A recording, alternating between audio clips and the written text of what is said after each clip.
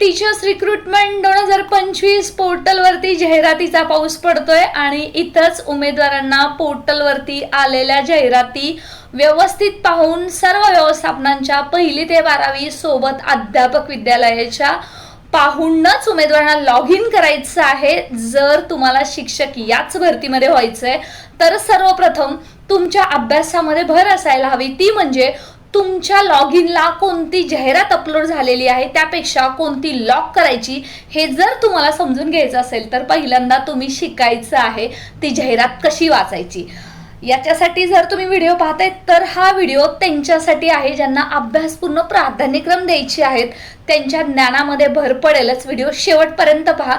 मित्रमैत्रिणींनो, भावी शिक्षकांनो, तुमच्यासाठी शिक्षक भरती ही सुवर्ण संधीची पर्वणी ठरलेली आहे आणि याच्या अंतर्गत इथं तुम्हाला लॉग इन नंबर जो तुमच्या सेल्फ सर्टिफाय वरती आहे तो टाकून, पासवर्ड टाकून, कॅप्चा टाकून इथं तुम्हाला लॉग इन करायचं आहे। हे लॉग इन करत असताना उमेदवारांना त्यांच्या ऑथराइज मोबाईलवरती, रजिस्टर्ड मोबाईलवरती त्यांना OTP आला असेल तो टाकून उमेदवारांच्या लॉग इन वरती सर्व गाईडलाईन दिसणार आहेत। सोबतच इथं उमेदवारांना त्यांचे इन्स्ट्रक्शन काही पाहायला मिळतील ज्या उमेदवारांसाठी आहेत, सोबत इथंच गाईडलाईन सगळ्या आस्थापनांसाठी असणार आहेत। चला तर मुद्द्याला सुरुवात करूया। डायरेक्ट जाहिरात कशी वाचायची हे पाहूया। मी ॲडव्होकेट प्राध्यापक बालू शामाणे, शिक्षक भरतीची तुम्हाला जसं आश्वासित केलेलं आहे त्याच पद्धतीने मोठी पदभरती होते। याच्यामुळे केवळ आणि केवळ तुमच्या नशिबाची भरती आहे, तुमचे आशीर्वाद आहेत आणि म्हणूनच चला आता सुरुवात करूया। पवित्र प्रणालीद्वारे शिक्षक भरतीची जाहिरात आहे। शिक्षक अभियोग्यता बुद्धिमत्ता चाचणी 2025 ज्यांनी दिलेली आहे त्यांच्या लॉग इनला जरी जाहिरात आली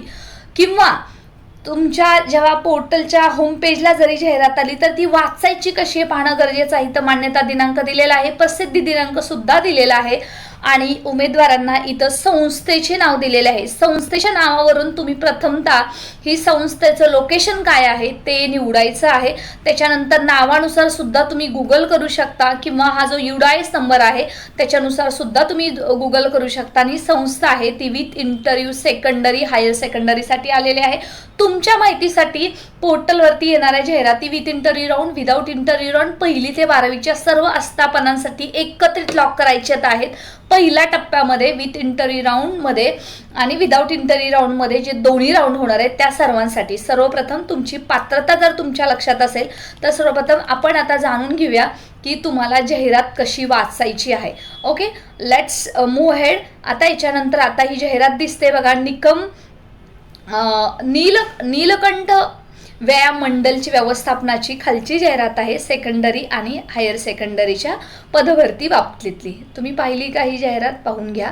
आता याच्या अंतर्गत जे काही आपल्याकडे आरक्षणनिहाय रिक्त पदांचा तपशील दिलेला आहे। सर्वप्रथम हे लक्षात घ्या, ही जाहिरात ज्यांच्या लॉग इनला आली असेल प्रथमतः याची एक आहे की तुमचे लॉग इनला आली आहे का।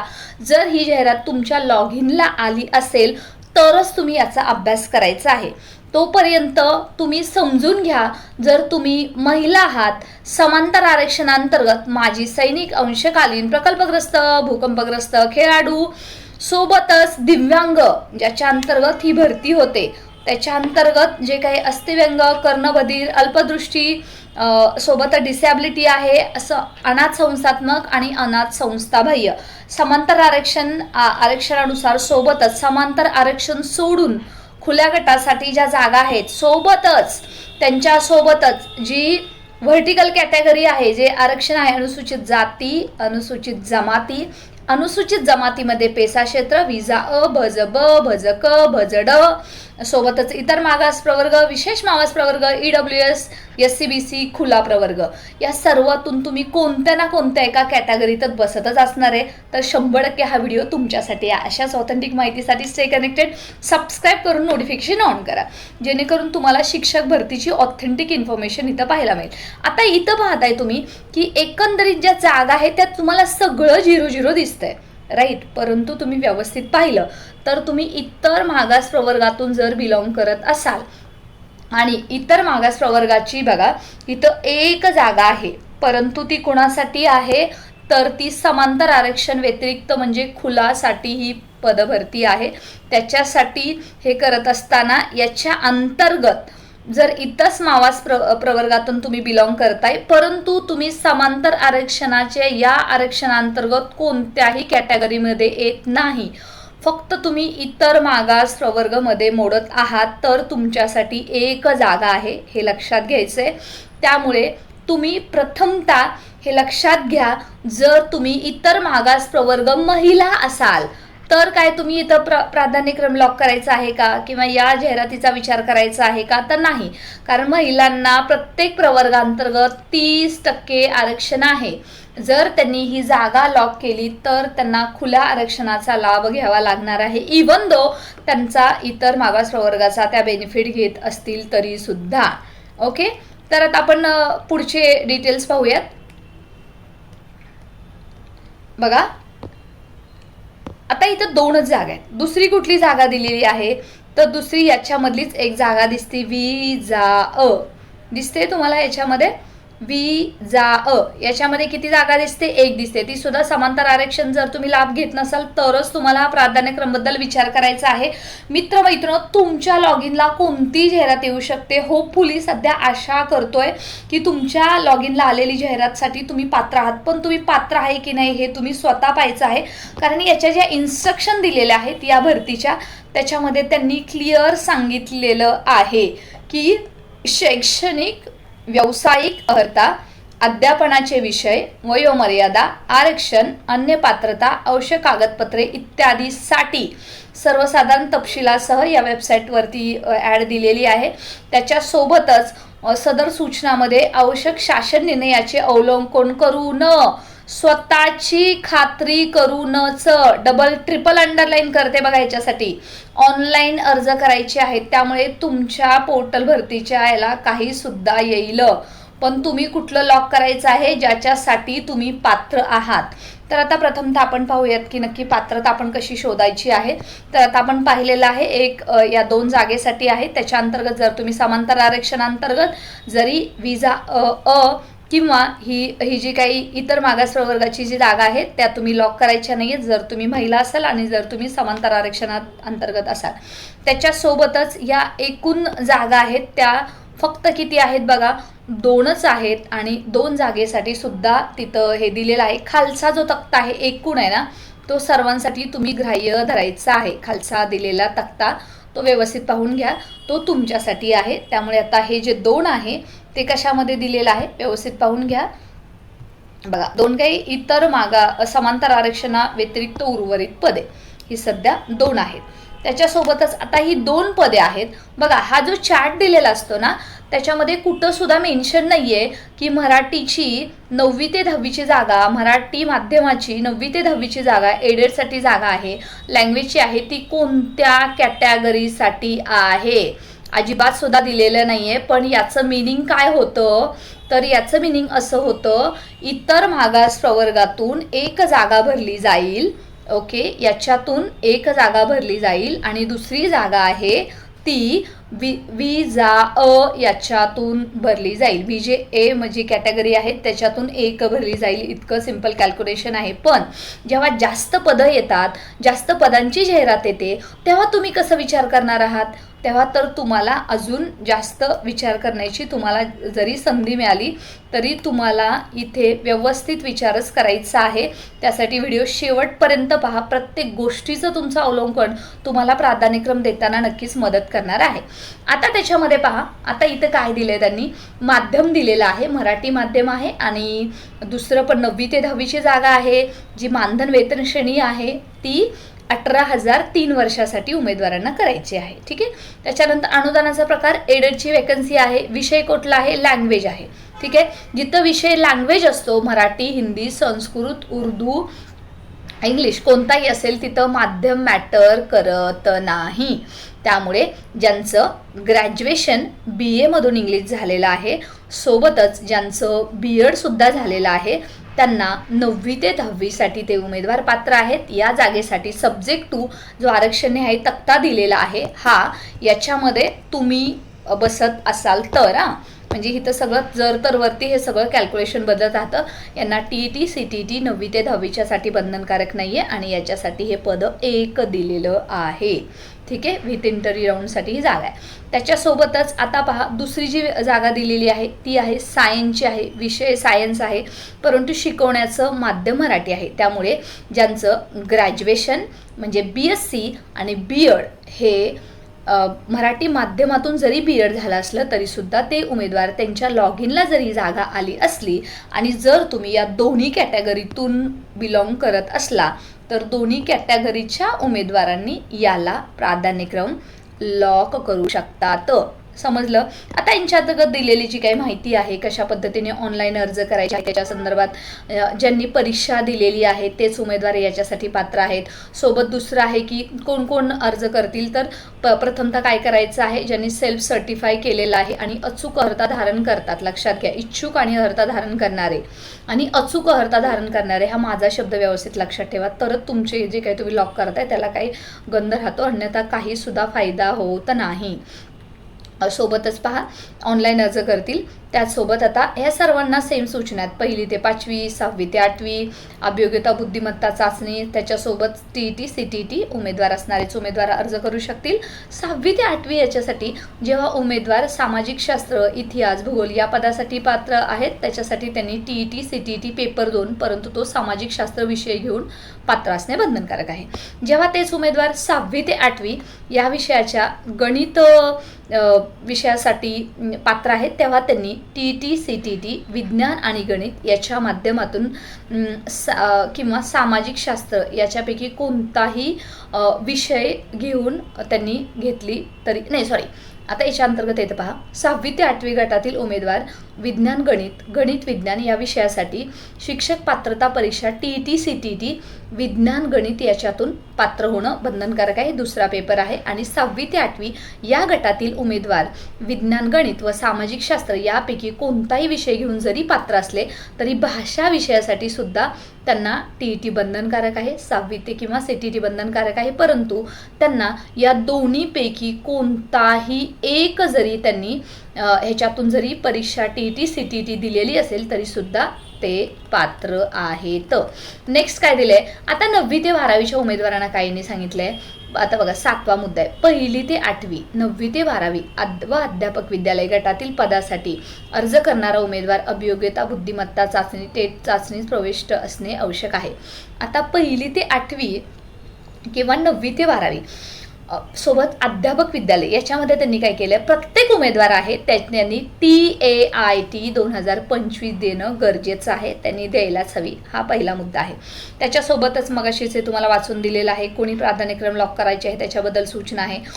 सोबतच अजून तुम्ही पाहताय पदामध्ये दिव्यांग आरक्षणाचा समावेश आहे, अनाथ आरक्षणाचा समावेश आहे, समांतर आरक्षणाचा समावेश आहे आणि या आरक्षणाच्या पदसंख्येमध्ये बदल होण्याची सुद्धा शक्यता आहे. ते वेळोवेळी तुम्हाला समजलं जाईल.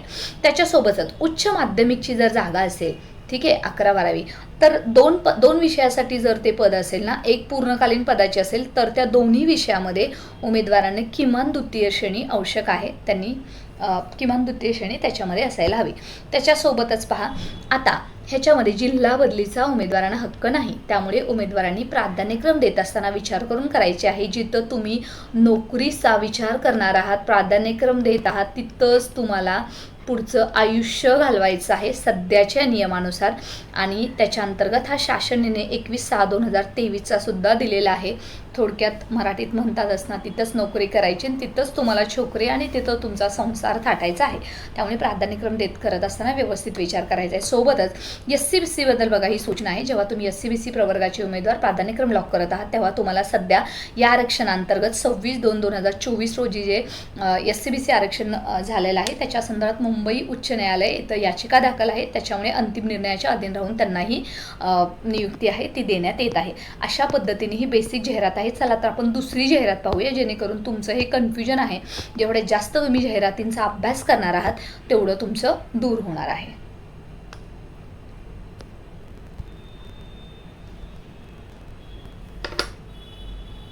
आता तुम्ही ही दुसरी जाहिरात पाहताय. ती जी शिक्षक अभियोग्यता बुद्धिमत्ता चाचणी याच्या संदर्भातली छत्रपती शिवाजी शिक्षक किती आहेत, तर एकूण 6 जागा आहेत. तर तुम्ही याच्यासाठी पात्र आहात का? तुम्ही इमॅजिन करून चाला की तुम्ही याच्यातले SCBCचे कॅन्डिडेट आहात, तर तुम्ही याच्यासाठी पात्र आहात का? ओके, आता 6 जरी जागा असल्या तरी त्याच्यातल्या जर तुम्ही अनुसूचित जमाती आहात का? नाही. अनुसूचित जाती आहात का? नाही. पेसा आहे का? नाही. पेसासाठी बघा इथं जागा आहे, पण तुम्ही SCBCचे कॅन्डिडेट आहात. तुम्ही इमॅजिन केलेलं आहे यू बिलॉंग टू SEBC, ठीक आहे. त्यामुळे तुम्ही जेव्हा हे इमॅजिन करता त्यामुळे तुम्ही ह्याच्यासाठी नाही आहे. त्यामुळे ही तुमच्या विमुक्त जाती, नंतर NT ब क ड याच्यासाठी सुद्धा पात्र नाहीत तुम्ही. इतर मागासवर्ग SBCसाठी तुम्ही पात्र आहात का? तर तुम्ही जरी याची वॅकन्सी असली तर तुम्ही SCBC असल्यामुळे तुम्ही याच्यासाठी पात्र नाही आहात, ठीक आहे. विमा विशेष मागास प्रवर्ग त्याच्यासाठी आहात का? जागाच नाही आहे. EWSसाठी एक वॅकन्सी आहे, पण तुम्ही पात्र आहात का? नाही. तुम्ही आता SCBCसाठी वॅकन्सी आहे का? आहे, पण कोणासाठी आहे?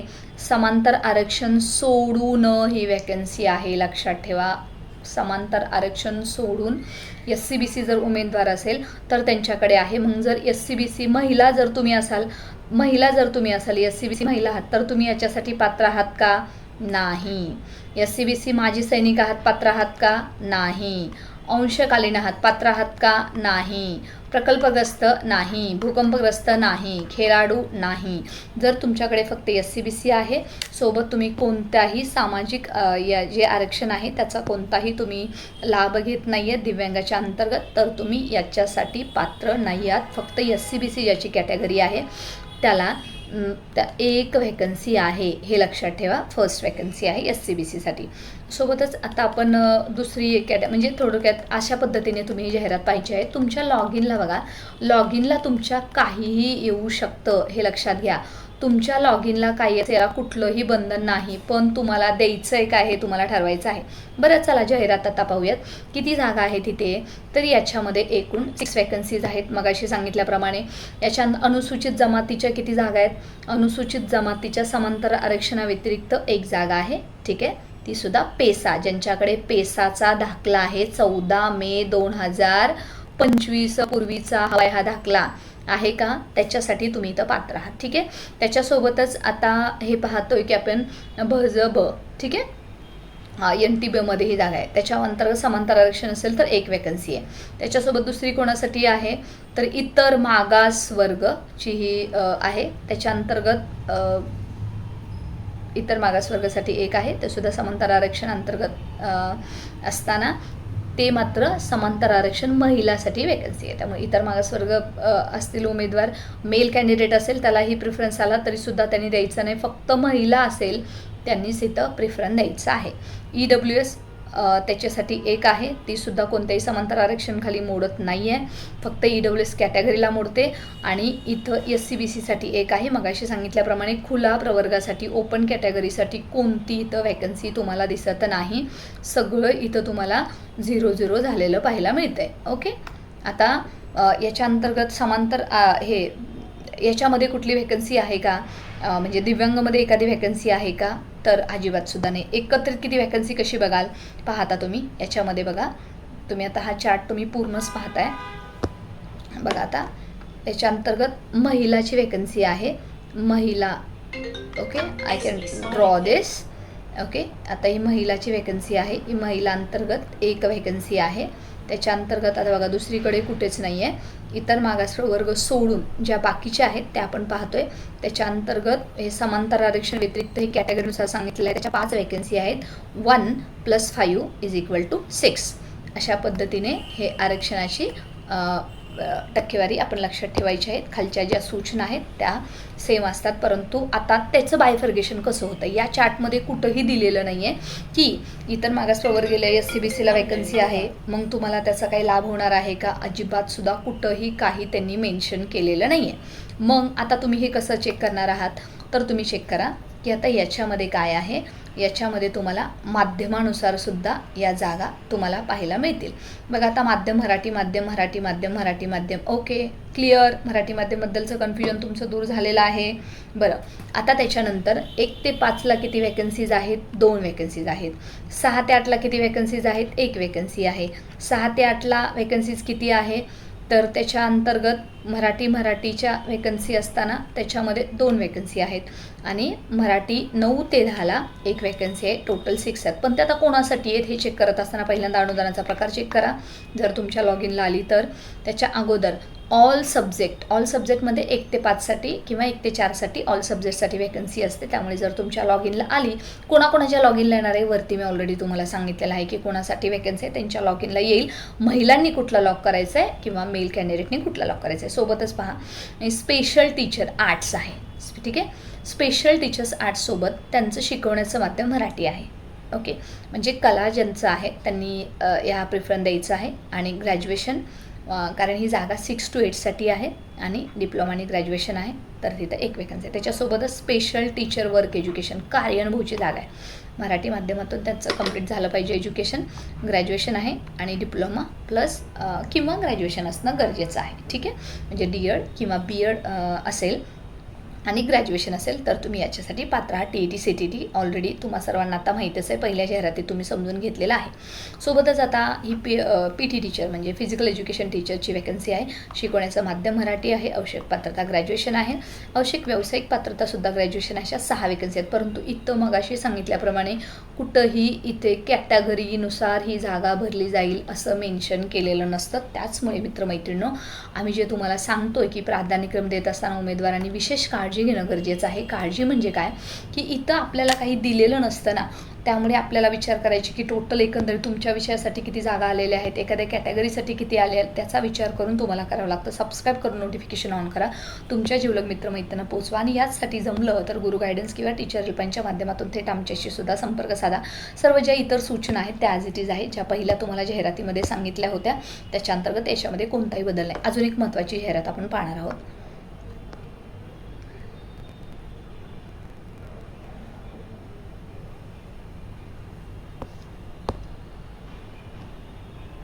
समजून घेतलेला आहे.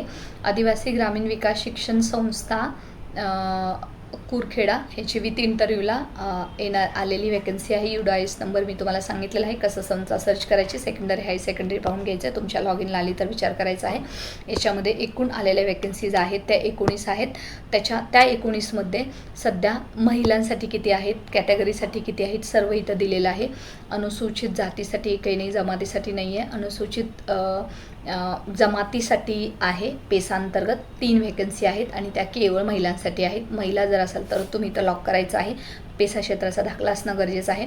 सोबतच तुम्ही पाहता याच्या अंतर्गत जर खुल्या प्रवर्गाची आहेत त्याच्यासुद्धा महिलांच्या 3 वॅकन्सी आहेत तुम्हाला इथं दिसतंय. ठीक आहे, आणि हे सगळं करत असताना अजून एक तुम्ही पाहताय खुल्या प्रवर्गाच्याच जागा आहेत. समांतर आरक्षण व्यतिरिक्त खुला प्रवर्ग समांतर आरक्षण व्यतिरिक्त 7 वॅकन्सी आहेत.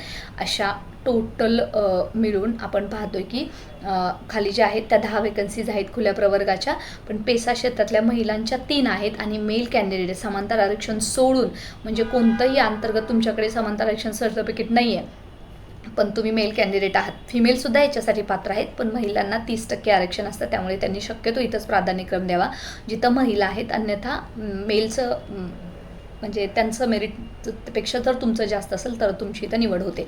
तर एकूण पेसाच्या इथं आहेत 9 जागा आहेत आणि खुलाच्या इथं आहेत तिथं 10 जागा आहेत. आता त्याच्या अंतर्गत बघा दिव्यांग आहे त्याच्या अंतर्गत कोणतंही एकही जागा इथं आपल्याला दिसत नाही. ओके, म्हणजे टोटल 19 आहेत. बरं, त्याची जी पात्रता दिलेली आहे ती तुम्ही पाहून घेऊ शकता.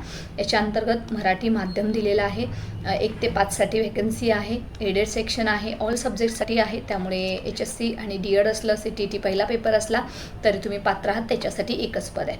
आता दुसरं शिकवण्याचं माध्यम मराठी आहे. 6 to 8साठी आहे.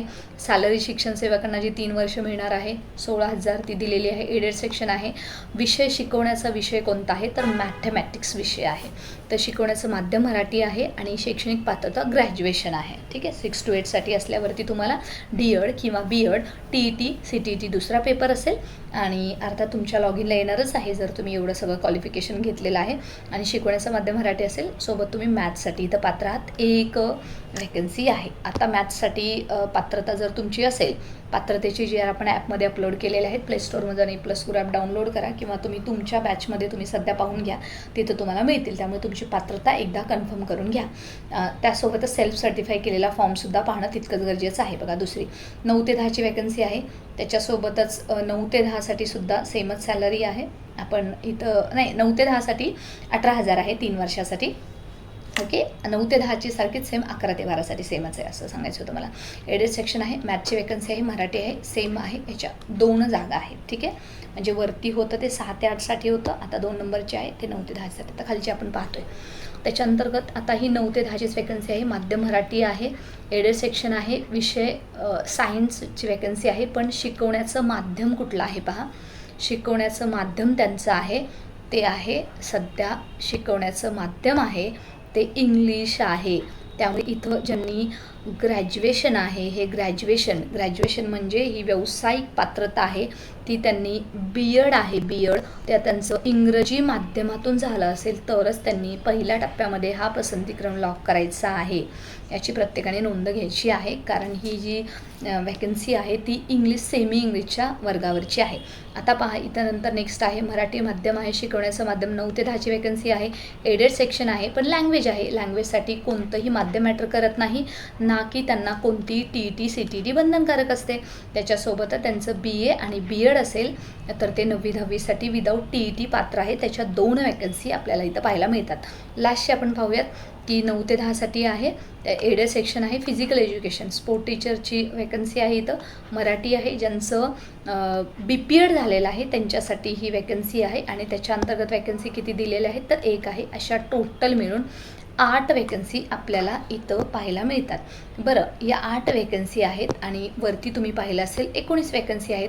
बरं, याच्यामध्ये हे कमी जास्त कुठे झालं किंवा हे अर्धवट जाहिरात आहे का, असं जर तुमच्या मनामध्ये प्रश्न असेल ना, हो, ही चुकून अर्धवट जाहिरात प्रसिद्ध झालेली. याच्या पुढची जाहिरात हायर सेकंडरीसुद्धा याच्यामध्ये इन्क्लूड आहे, ती अजून व्यवस्थित पब्लिश झालेली नाही आहे, त्यामुळे आपल्यापर्यंत तिथं आले नाही आहे. अन्यथा ही जी आहे या व्यवस्थापनेअंतर्गत या पूर्ण 19 जागेंचं बायफर्गेशन आपल्याला पाहायला मिळालं असतं.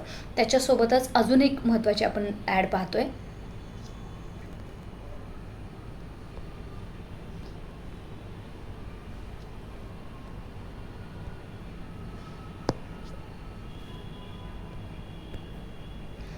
बघा, आता ही जी ॲडव्हर्टिजमेंट आहे ती तुम्हाला पवित्र प्रणाली लक्षात येते. याच्या अंतर्गत तुमची पात्रता पाहणं गरजेचं आहे आणि त्याच्या अंतर्गत तुम्हाला जाहिरात रीड करणं सुद्धा गरजेचं आहे. याच्याबद्दलचे कोणतेही क्वेश्चन असतील ना, कमेंट सेक्शनमध्ये नक्की विचारा. तुमचा प्रश्न फार महत्त्वाचा आहे आणि जर जमलं तर टीचर्स हेल्पलाईनच्या माध्यमातून किंवा कोणाच्याही गाड्यांच्या माध्यमातून तुम्हाला याचा भरपूर शिक्षक भरतीमध्ये लाभ होणार आहे. पहिल्यांदा जाहिरात वाचायला शिका.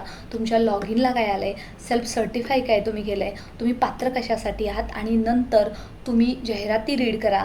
रीड केल्यानंतर तेवढं तुमचं संपत नाही आहे, नंतर तिथं त्या जागेसाठी एका जागेसाठी व्हॅकन्सीज किती आलेल्या आहेत ऑल ओव्हर महाराष्ट्रात, त्याच्यानंतर कॅन्डिडेट प्रोबॅबली किती असू शकतात, SC ST कोणत्याही कॅटेगरीचे तुम्ही असाल, मेलनुसार तुमचे रँक आहे, फिमेलनुसार कोणते, ॲपमध्ये आपण ऑलरेडी अपलोड केलेली आहे, ते एकदा चेक करा आणि नंतर ठरवा प्राधान्यक्रम तिथं द्यायचा की नाही. कारण विथमध्ये 100 आणि विदाऊटमध्ये 50 आणि विदाऊटमध्ये 100 असे प्राधान्यक्रम देत असताना तुमची धांदल उडणार आहे. त्याच्यासाठी तुम्ही आजपासूनच तयार व्हायचे. शिक्षक भरतीची या रणसंग्रामामध्ये तुम्हाला लढायचं आहे.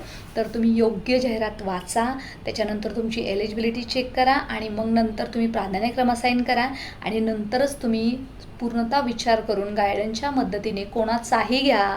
तुमच्या स्वतःच्या बुद्धीचा वापर करा, पण गायडन्स घ्या. तुमच्या मित्रमैत्रिणींचा सुद्धा तुम्ही घेऊ शकता किंवा आपली टीचर्स हेल्पलाईन असेल, गुरु गायडन्सच्या माध्यमातून सुद्धा जोडले जाऊ शकता. असा व्यवस्थित अभ्यास करूनच तुम्ही शिक्षक भरतीतले प्राधान्यक्रम लॉक करायचे आहेत. तुमच्या पुढच्या शिक्षक भरतीच्या प्रवासासाठी खूप खूप शुभेच्छा. धन्यवाद.